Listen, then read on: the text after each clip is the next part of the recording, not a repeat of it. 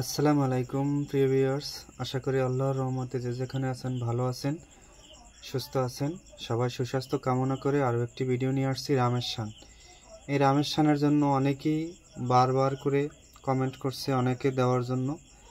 আমি রামের শান, দুর্গার শান, কালীর শান, অনেকগুলো শান আছে, ইনশাল্লাহ দেব একটা একটা করে। তাতে যত বাধা আমার আসুক না কেন, অনেকে আমাকে হুমকি দিতে আছে, আমাকে বিভিন্ন ধরনের কথা বলতে আছে, কেন দেব, আমি ফ্রিতে দেব কেন, বিভিন্ন ধরনের কথা বলতে আছে। আশা করি আপনারা যদি আমার কাছে থাকেন, আমার পাশে থাকেন, তাহলে অবশ্যই আমি যত মন্ত্র আছে আমি নিঃস্বার্থে আপনাদের দেব, যেন আমার বিদ্যাগুলো আপনাদের মাঝে বেঁচে থাকে এবং আপনারা মানুষের উপকার করতে পারেন।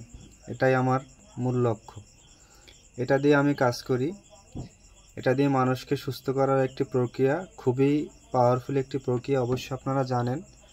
এই প্রক্রিয়ার মাধ্যমে যে কোনো বানের রুগীকে, বানে ধরছে, জিনে ধরছে, তারপরে জাদুটনা করা হয়েছে, অসুস্থ আছে, যে কোনো অসুস্থ আছে, তাকে এমন বান মেরেছে অথবা জাদুটনা করছে, সে অসুস্থ বিছানায় পড়ে গেছে, কোনো রকমের কোনো ওষুধে সুস্থ হচ্ছে না।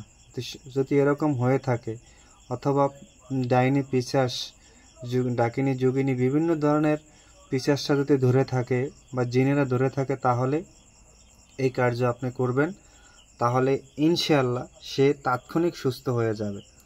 আশা করি আপনারা বুঝতে পারছেন।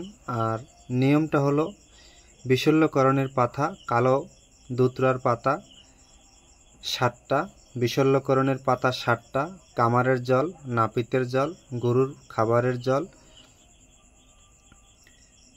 মুসির জল, গঙ্গার জল একত্র করে একটি গটিতে রেখে রোগীকে সামনে বসিয়ে এই মন্ত্র 7 বার ওই জলে ফু দিয়ে পড়বেন এবং রোগীর শরীরেও ফুটা দিবেন।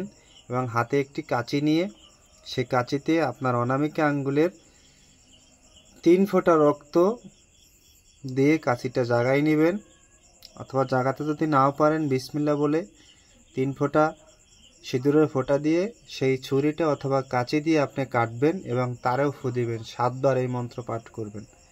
আশা করি আপনাদের যত বড় সমস্যা তা থাক, সঙ্গে সঙ্গে কেটে যাবে। ভালো থাকবেন, সুস্থ থাকবেন। আশা করি রামের শানে পেয়ে আপনারা অবশ্যই খুশি হবেন। আজ এই পর্যন্তই। আবার আল্লাহ বাঁচাই রাখে অবশ্যই আপনাদের সামনে ভালো কিছু নিয়ে আসবো। আসসালামু আলাইকুম।